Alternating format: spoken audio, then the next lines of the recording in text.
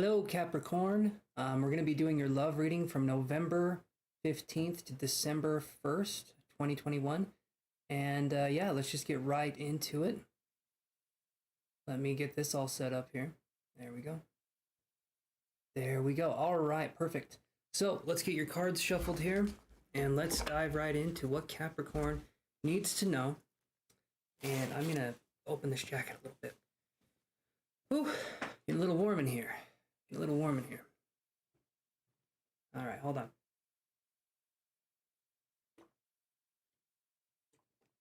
Ooh, that's some good coffee. That's some good coffee.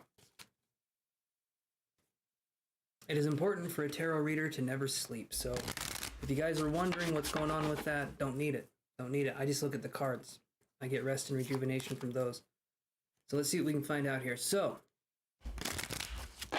Capricorn, let's see what we have here for November 15th to December 1st of 2021, love reading.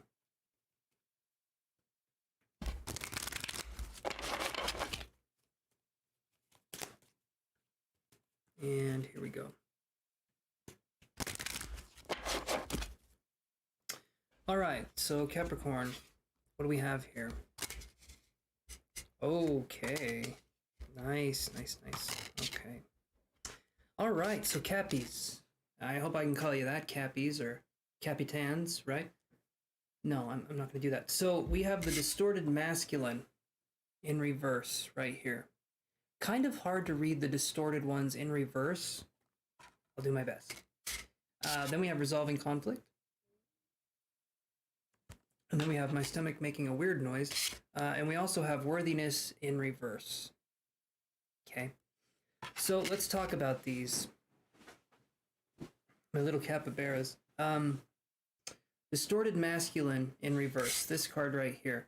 You'll notice the colors are muted. You'll notice it's a very kind of neutral or threatening kind of color. The way the color palette is there's reds, there's oranges, there's yellows, and then there's a feeling of control. There's a feeling of kind of controlling nature. So what this could be, Capricorn, is that there's a few ways we can read this one. Distorted masculine in reverse can be someone who is working on themselves, someone who has been very wrong, someone who has done something very wrong in the relationship, but they're trying their best to work on it, okay? Or they seem like they're trying their best. They seem like they're trying to do something, right? And that can be helpful, but that can also be something that I want you to look at it like this. I'm gonna plug in my laptop, hold on. I would want you to look at it like this, if you guys wouldn't mind, where we allow ourselves to be suspicious of another person until they've proven kind of that they can be trustworthy, okay? And if someone is giving you the silver tongue, meaning they are just talking, and they're really good at the talking part, but they're not good at the doing part, then take that as a sign that it's a bullshit kind of situation, where you could step out of that, because it's someone who will string you along for a long time. They can say the most beautiful things, but then when the time comes, there's an excuse. You know, you said you would do this in 3 months. What happened? Well, as it got closer, I realized that we had to, you know, there are people that like to do that kind of thing, and they like to keep you strung along. So that could be a situation that we're looking at here. So if someone is showing you through action, if someone is showing you through their actions that they can be trustworthy, reliable, caring, and kind, that's hugely important. But if someone is just saying they will be, and you're not seeing anything from it, and it's been weeks, it's been months, take that as a red flag. Take that as a sign to sort of do something there. We also have this card here. This is resolving conflict, okay? Now, this could be, I can read this a couple ways, but in a relationship, right, I would read this as resolving conflict. What would that look like? That could be you reaching out in a situation where you just don't want there to be fighting. You don't want there to be any bad blood between you guys. And so you're doing this kind of thing where it's sort of like, all right, let's move on. Let's move ahead here. And maybe because we are resolving conflict can be a good thing. It can. We shouldn't be in conflict, right? We should learn things from conflict. We should grow from that, but it doesn't necessarily help if we're pushovers either. So if we're doing something, or we're with our partner and we get in an argument, and we try to resolve the argument as soon as it happens because we're people pleasers or we're doing something like that. If you do that, you're giving in. You're giving in to that person in a way that you're taking away your own sense of power and identity. So if that's going on here, Capricorn, if you're giving yourself away to someone who isn't necessarily understanding you, right? That's going to make it so that it's hard for you to understand yourself eventually, because every time you do that, you're giving away part of your power, you're giving away part of your identity, and you're taking away your own boundaries. And boundaries are the one thing that really help us to identify ourselves. There's boundaries, there's self-esteem. Those two things help us to identify ourselves, and those things help us to feel good while we are identifying with ourselves, right? And so then we have this card. We have worthiness in reverse. Worthiness in reverse. This is a card where either someone has told us we're not worthy, or we've told ourselves that we're not worthy, and we are believing it.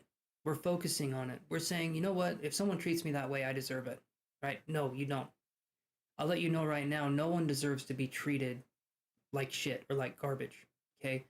But it's your choice whether you want to say, I'm okay with that behavior, or I can do better, right? But that comes from a place of self-love.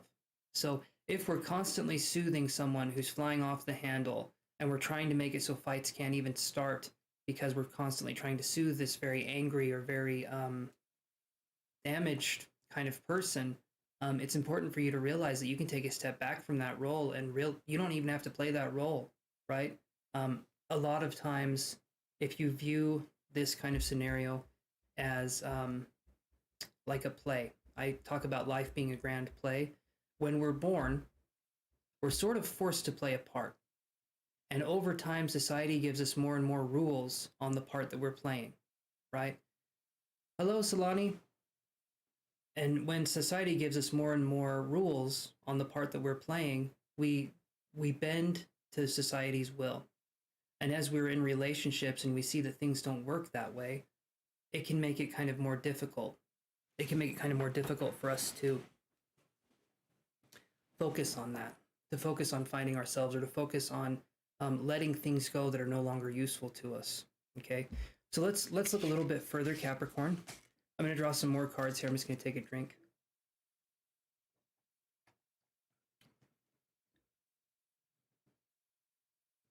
Hey, Solani. So when it comes to taking a question, I'm just doing I'm doing the sign readings, the zodiac sign readings right now. If you would like, you can go to my website and you could book a reading with me, or you could buy one question on my website and do it that way. I don't do free questions, and so thank you for asking though. If I do if I do questions instead of just putting your question out there, I appreciate that. But my website's down below if you would want to do that. So you let me know, okay? All right.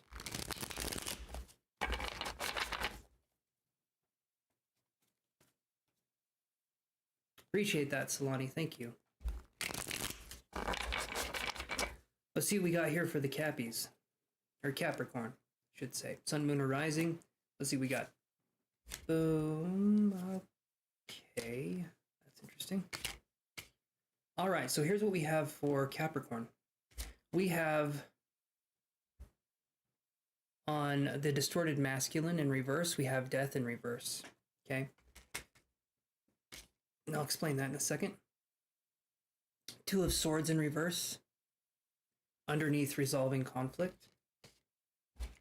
Eight of Coins in reverse. Okay, and that's underneath worthiness. And I will paint a picture for you guys so that we can kind of jump into this story. We can focus on what's going on here. All right. So we have death in reverse. Death is a Scorpio card. We could be dealing with a possible Scorpio individual, more masculine oriented. Does not mean it's a man, but there could be a woman with masculine energy, or it could be a man that is out of alignment with their masculine energy. When I see it in reverse, when I see death in reverse, it's the refusal to change, or the refusal to realize that we're hurting other people. Not you necessarily, but the person that we're dealing with. There could be a refusal to even say they're sorry. There could be a refusal for them to even realize that anything has happened, right? And in so doing, usually when there's a refusal, There's also blame shifting where the person says, you know what, though, you're the one that started it. Or you know what, though, you did this the other day. And that can be a situation where someone's bringing stuff up from the past. And they're trying to say, you know what, you're not perfect, right? And the only thing you're saying is that the only thing you're saying is that you felt like you were treated disrespectfully. And this person flies off the handle, okay? And that to me is saying there's a lot of immaturity here. It's not your job to give this person maturity or to tell this person necessarily what's even going on. It's your job to respect yourself enough to hopefully not get in those situations in the first place. But that takes time, that takes effort for us to get to that level. So then we have Two of Swords in reverse. All right? Two of Swords in reverse.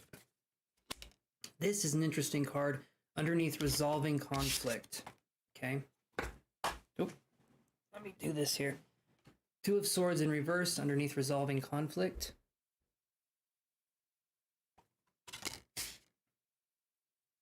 This is fascinating to me.